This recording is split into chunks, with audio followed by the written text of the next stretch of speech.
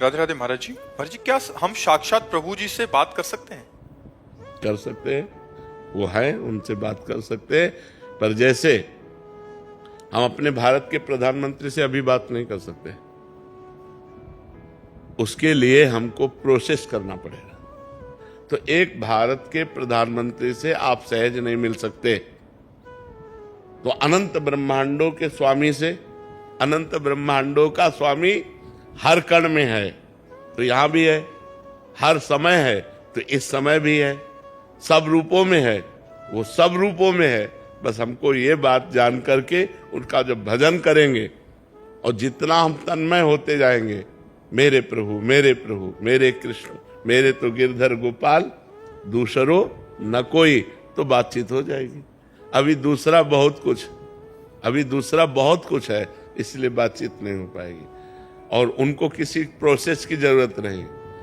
आंसुओं की धार चलने लगे, रुदु सुस्वरम राजन कृष्ण दर्शन लालसा, तो तासा मावीर भूत छोरी इसमें मान मुखाम्बुजा पीतांबर धरा सर्गवी साक्षात मनमथा, करोड़ करोड़ कामों को मोहित करने वाले श्री कृष्ण गोपियों के बीच में प्रकट हो गए। कब? जब रुदु सुस्वरम राजन, भगवान के लिए रोना आ गया, चिल्ला चिल्ला के रोने लगी, अब जिया नहीं जा रहा, हे कृष्ण आपके बिन। तो आगे बातचीत कर सकते हैं, आप उनसे हंस खेल सकते हैं, पर वो योग्यता बनानी पड़ेगी।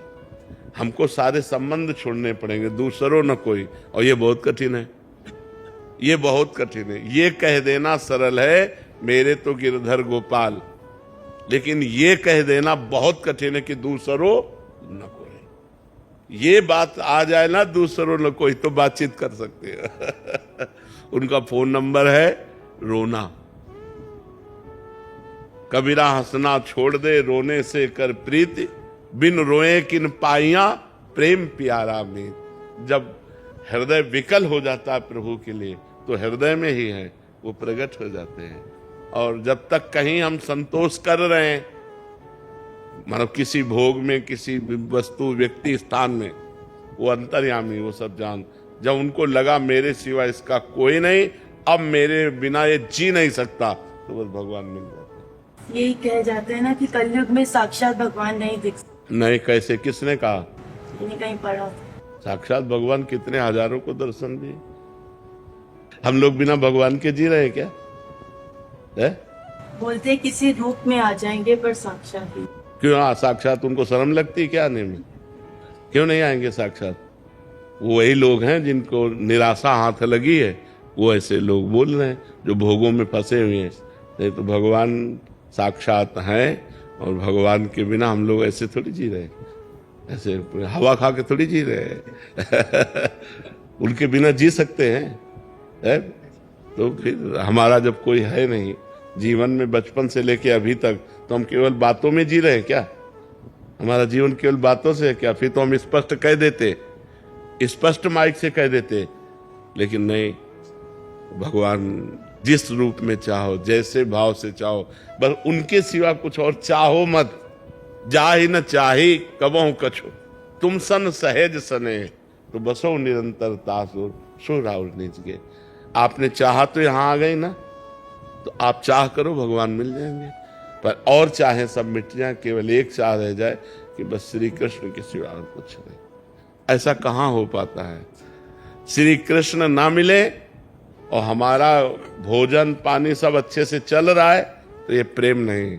नहीं खान पान ते भावे है, नहीं कोमल वसन सुहावे है, सब विषय लगे ते खारा है, हरि आशिक का मग न्यारा है। अब कुछ सुहाई नहीं दे रहा, चिल्ला चिल्ला कर रो रहा है, हे कृष्ण आपके बिना मैं जी नहीं सकता। अब उसे कुछ न नींद आ रही, न भोजन अच्छा लग रहा है, रात रात भर रोते बीत जाता है। तो वो इतने कठोर थोड़ी है, फिर प्रकट हो जाते हैं।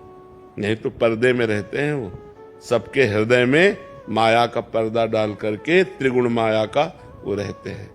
और जब भजन होना शुरू होता है, तो धीरे धीरे पर्दा हटाते जाते हैं, और जहां उनकी मधुर झांकी हुई, बस जीव बावरा बन गया, फिर तो आनंद में डूब गया। फिर भजन थोड़ी करना पड़ता है, फिर ज्ञान विज्ञान भजन सब उसके हृदय में प्रकाशित हो जाता है।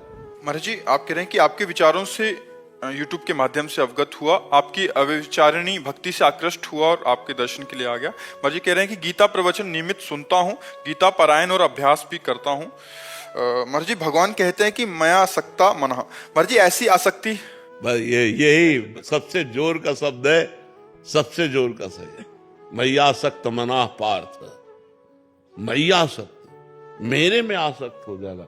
अभी शरीर में आसक्त हैं, भोगों में आसक्त हैं, रुपया में आसक्त हैं, मान प्रतिष्ठा में आसक्त है। मैया आसक्त मना पार्थ, हे पार्थ मेरे में आसक्ति। तो ये बात बहुत कठिन है। ये बात जननी जनक बंधु सुत दारा, तनु धन धाम सुहृद परिवारा, सबकी ममता ताग बटोरी, मम पद मन बान बर डोरी। तब मैया आसक्त मना पार। जब कहीं न माँ में, न पिता में, भाई में, बंधु में, रिश्ते में, नाते में, सब जगह भगवान। नाते नेह राम के मनियत, सुहृद सुसेव्य जहां लो। हमें व्यवहार में तो जीना पड़ेगा ना। तो सब में वैराग्य नहीं, सब में अनुराग, सब में प्रभु को देखना। जड़ चेतन जग जीव जत, सकल राम मैं जान। मैं अपने प्रभु से बात कर रहा हूं, मैं अपने प्रभु की सेवा कर रहा हूं, मैं अपने प्रभु। तो मैया आसक्त, मेरे में आसक्त मन वाला। क्योंकि मन विविध रूपों में जाएगा, जिस जिस व्यक्ति वस्तु स्थान में जाए। तो भगवान ने गीता जी में कहा है, मत्ता परतरम नान्यत किंचिद अस्ति धनंजय, मेरे सिवा किंचिन मात्र कुछ और नहीं। तो मुझे हर जगह जब कृष्ण दिखाई दे, हर जगह कृष्ण की भावना करें, तो हम कृष्ण में आसक्त हो जाएंगे। मैया आसक्त मना पार, ये बहुत प्यारा शब्द है, मतलब बहुत कीमती शब्द है। मैया आसक्त, भगवान में जो आसक्त हो गया, फिर क्या कहना, फिर तो बात बल गई। अभी तो हम आसक्ति क्या, अभी तो भगवान में अपनापन भी नहीं जोड़ पा रहे हैं। अपनापन शरीर में जुड़ा हुआ है, भोगों में जुड़ा हुआ है, रुपए में जुड़ा हुआ है, मान प्रतिष्ठा में जुड़ा हुआ है, संसार सत्य लग रहा है। और जबकि ये स्वाप्निक है। उमा कहूं मैं अनुभव अपना, सत हरि भजन जगत सब सपना। जब ये बातें हमारे हृदय में सत्य आने लगे, तब मैया आसक्त मना पार्थ। ऐसा होता है कि ये बुद्धि की समझ में आता है, लेकिन अनुभूति में नहीं आता। ये भजन की कमी, बिना भजन के नहीं होगा।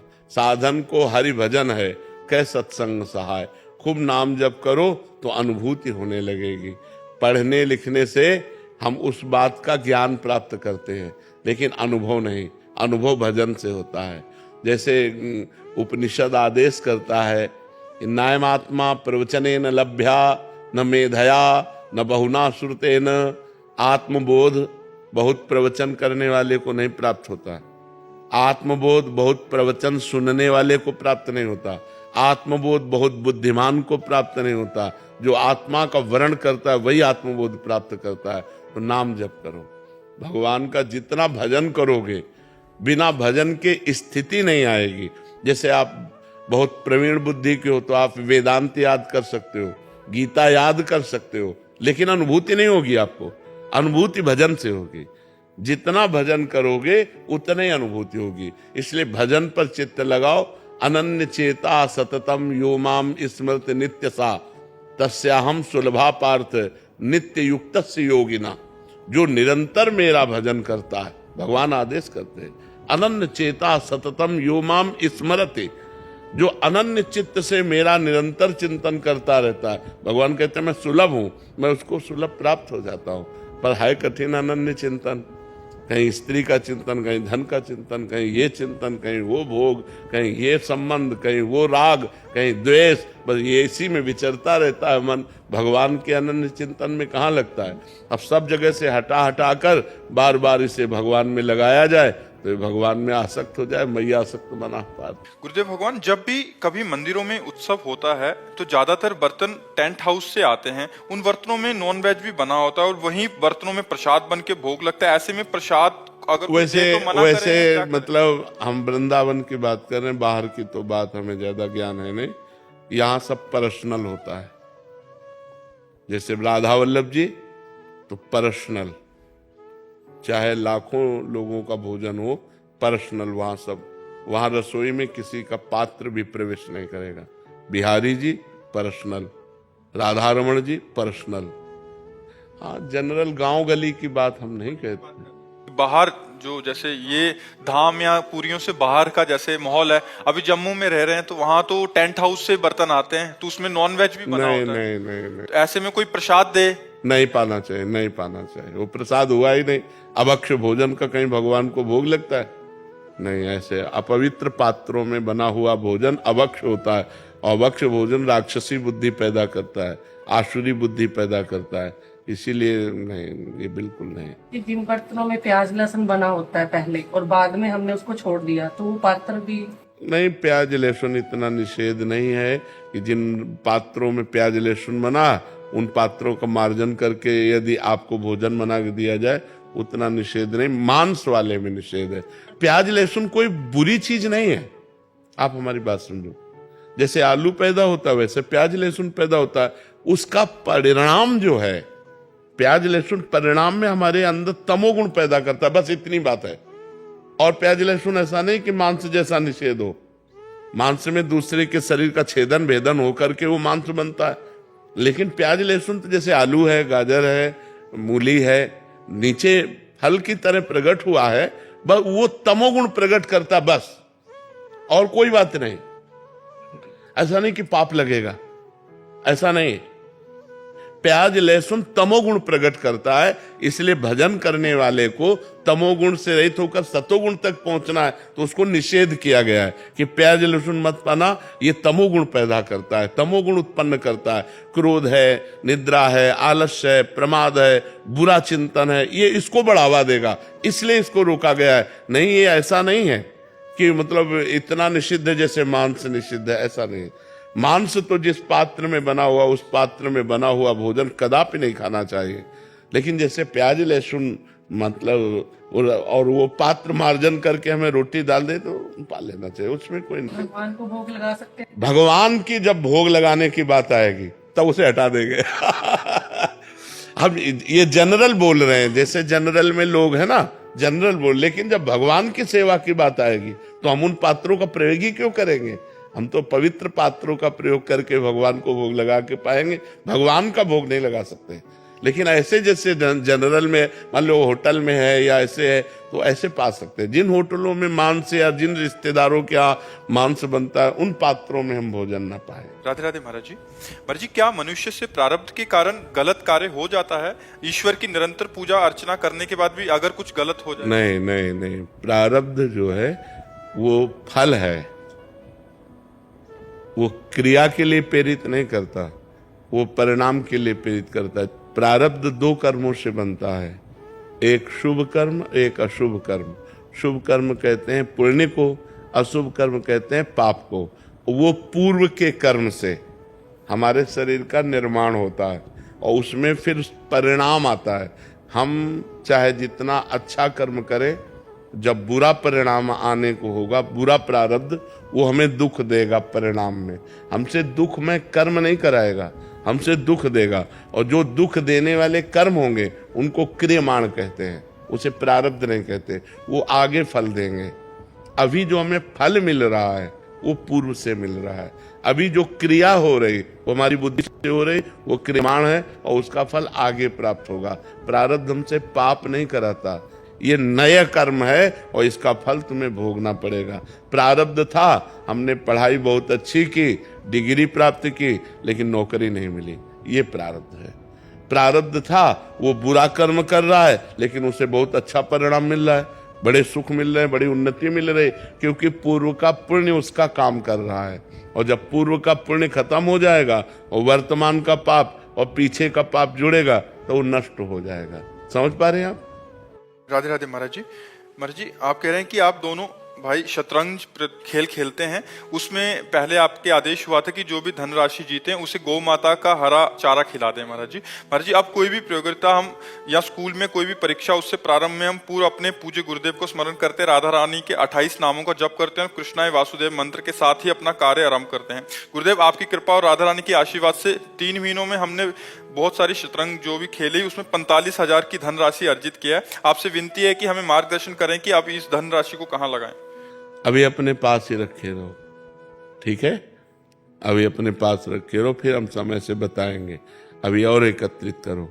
फिर अब की बार ठाकुर जी का फूल बंगला बनवाना, ठीक है, थोड़ा और पैसा एकत्रित हो जाए तो जैसे राधा वल्लभ जी का है या बिहारी जी का फूल बंगला बनवाना, तो तुम्हारे खेल से उनका फूल बंगला बन जाएगा, उसमें बैठे रहेंगे तो अच्छा रहेगा। ठीक है, भोग लगवाना और ठाकुर जी का फूल बंगला, थोड़ा और पैसा हो जाए, मतलब इससे डबल हो जाए तो थोड़ा फूल बंगला बढ़िया बन जाएगा। ठीक है, बहुत अच्छे बच्चे हो, ऐसे ही उन्नति करो, खूब नाम जप करो और खूब अच्छी उन्नति करो।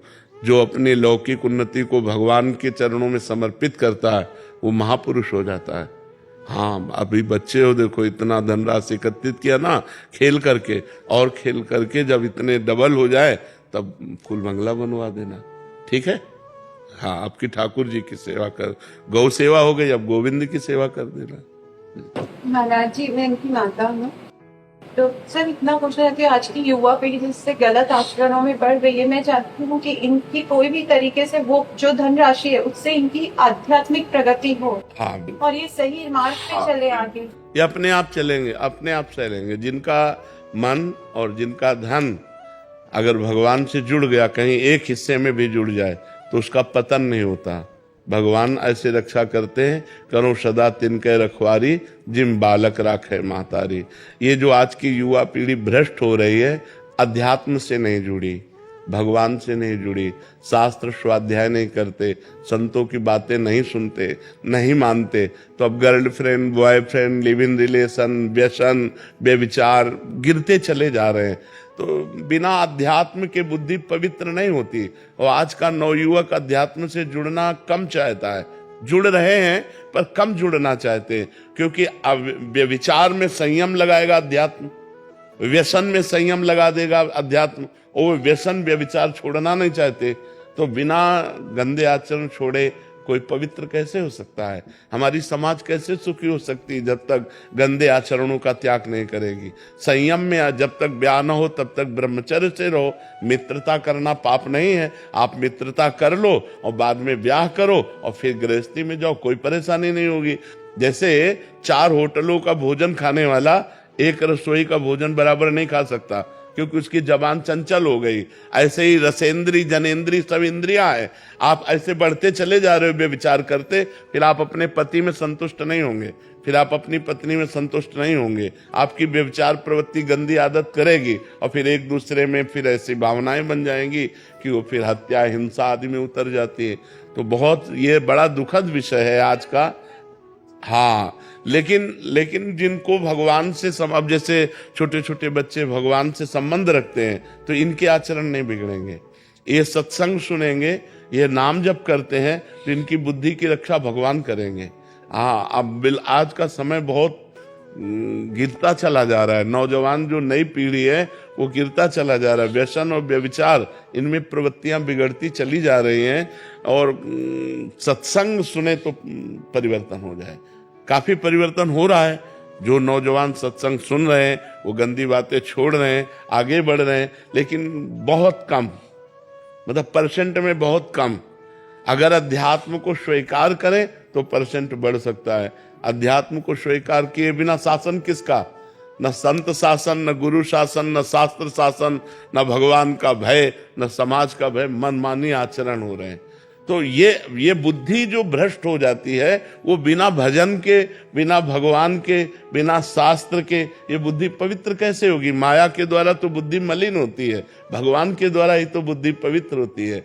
जब होए बुद्धि जो परम शयानी, अगर बुद्धि प्रवीण हुई तो बचा ले जाती है, अगर प्रवीण ना हुई तो फंसा दिया, पूरा चौपट हो गई, जिंदगी बर्बाद हो गई। बच्चे ही हैं, चाहे बच्ची हो चाहे बच्चा हो, बच्चे ही हैं, बुद्धि भ्रष्ट हो गई, खत्म खेल। तो ये बुद्धि भ्रष्ट ना हो इसके लिए हमें अध्यात्म चाहिए। बिना अध्यात्म के हमारी बुद्धि पवित्र नहीं हो सकती।